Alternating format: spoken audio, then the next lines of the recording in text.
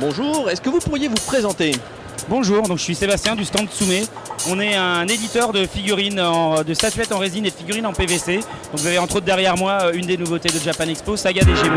C'est typiquement le genre de produit qu'on fait, alors pas à cette taille-là évidemment, mais voilà, on est éditeur de figurines officielles. On a les licences pour travailler ces produits. Une chose, on voit beaucoup de licences japonaises, mais il y a quelques produits qui semblent être plus français. Tout à fait. Alors oui, Tsume, donc Tsume ça signifie griffe en japonais.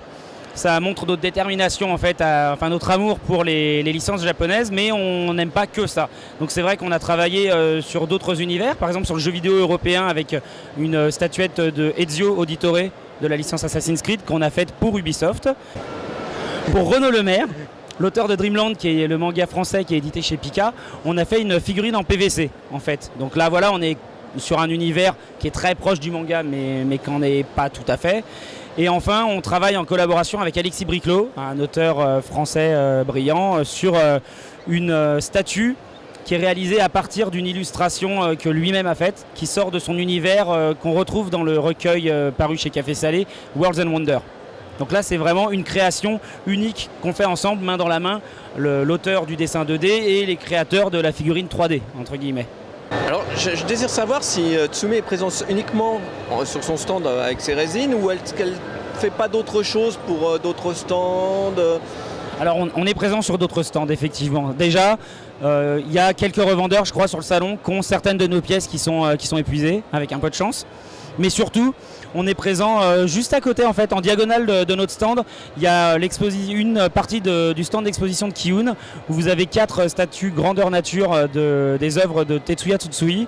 Et c'est nous qui les avons réalisées pour Kiyun. Enfin, voilà, tout simplement. On a travaillé pour essayer de donner vie aux œuvres d'un mangaka que moi, à titre personnel, j'aime vraiment beaucoup.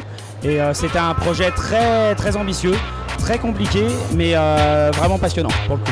Et j'espère que le résultat plaît aux visiteurs.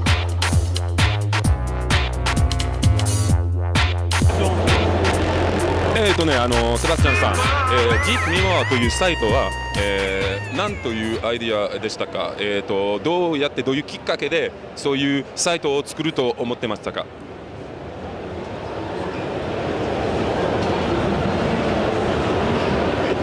Aide-moi. Okay. Okay. Okay.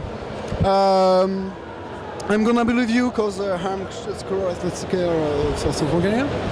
but maybe you can speak French. Yeah, it's better for me. Yeah, we can try to speak French. French. Je vais donc interviewer en français Monsieur Sébastien Moricard. En exclusivité pour le site geekmemoir.com présent à Japan Expo 2012. Monsieur Sébastien Moricard, donc créateur du site Geek Memoir, site intéressant s'il en est. D'ailleurs en pleine séance de Geek Dating, si je ne m'abuse. Absolument. Alors, est-ce que vous pouvez nous expliquer un petit peu votre présence ici et ce que vous faites sur ce salon, s'il vous plaît? Alors, donc créateur de Geek Memoir avec 2 potes qui sont Alex et Ben, pour ne pas les oublier. Et oui, on a monté Geek Memoir qui est en fait sur le net 2 choses. C'est le premier site de rencontre 100% geek et c'est aussi un des plus gros sites d'actualité en fait sur la culture geek en général, puisque on a tous les jours des news en direct des meilleures rédactions.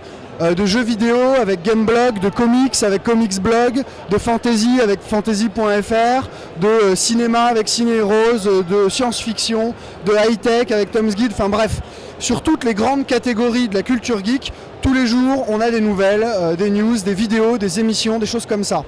Ce qui te permet en gros quand tu vas sur le net, plutôt que d'aller regarder tes bandes annonces chez Apple, tes news manga, tes news voilà, tu as tout au même endroit et ton parcours geek est simplifié.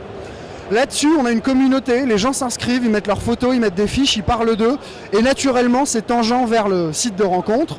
Les gens en profitent pour se rencontrer, ça fait donc de Geek Memoir un site un peu bicéphale qui est à la fois un site de news et qui est le premier site de rencontre 100% geek sur le web. Donc vous avez donc une communauté qui doit être quand même grandissante, nous sommes d'accord? Constamment. Yes, absolutely. Absolutely. On a 35 000 membres à l'heure où je te parle, ce qui en fait est vachement bien. Ah oui, oui. Parce que c'est 35 000 personnes qui se sont inscrits, qui rentrent leur mail, qui reviennent régulièrement et tout, c'est pas des visiteurs, c'est des membres. Ouais, 35 000 membres, c'est cool. Et avant que tu poses la question, parce que je te connais, on a 2 garçons pour une fille sur le site. Non, l'abonnement, c'est tu t'abonnes pour 6 mois, ça te coûte 4,99€ par mois. C'est pas le prix d'un magazine, pas le prix d'un paquet de clopes, enfin voilà. C'est un péage, mais à un moment donné, si on fait tout gratuit, on peut pas tenir le site parce que y a des serveurs, il y a 3 personnes qui bossent dessus 4 ou 5 heures par jour, il y a le développement, etc. Donc voilà. Donc, Alors, en fait, quand tu t'inscris, tu dis je suis un geek ou une geekette, je recherche un geek ou une geekette, ou les deux. Pour les gourmands. Donc en fait tu peux t'inscrire en étant un mec qui cherche un geek, une geekette ou les deux. Enfin, en gros toutes les combinaisons sont possibles quoi. Et une biquette, est-ce qu'on peut trouver une biquette s'il vous plaît? Bienvenue quand même. Est-ce qu'il y a des biquettes? Bon, il en faut pour tous les goûts. Un geek ou une biquette. Ou une biquette. Ça, c'est toujours... Pensez aux gens dans le plateau du Larzac qui sont seuls. Oui. Geek Mimor, voilà. Version, je constate que ce geek dating, en tout cas toutes les tables sont prises. Est-ce que vous avez prévu d'en faire hors festival? Alors j'amène une petite précision en fait. Le geek dating qu'on fait ici, on a choisi de l'appeler geek dating parce que ça nous faisait marrer. Mais c'est pas des sessions qui portent l'ambition du site. C'est-à-dire que là on est à Japan Expo, donc on n'est pas là pour former des couples. Parce que déjà à Japan Expo, il y a beaucoup de gens qui viennent en ayant 17 ans, 16 ans et on n'a pas envie de leur fermer les portes. Donc en fait, ici, tu viens rencontrer des nouvelles têtes. Tu viens à Japan Expo parce qu'il y a plein de gens, tu viens avec tes potes, tu fais des nouvelles rencontres. L'ambition, c'est ça. Par contre, faire du speed dating, vraiment en geek dating, ça vient très rapidement. On va en faire à Paris très bientôt, dans un endroit que les plus avisés d'entre vous pourront certainement deviner.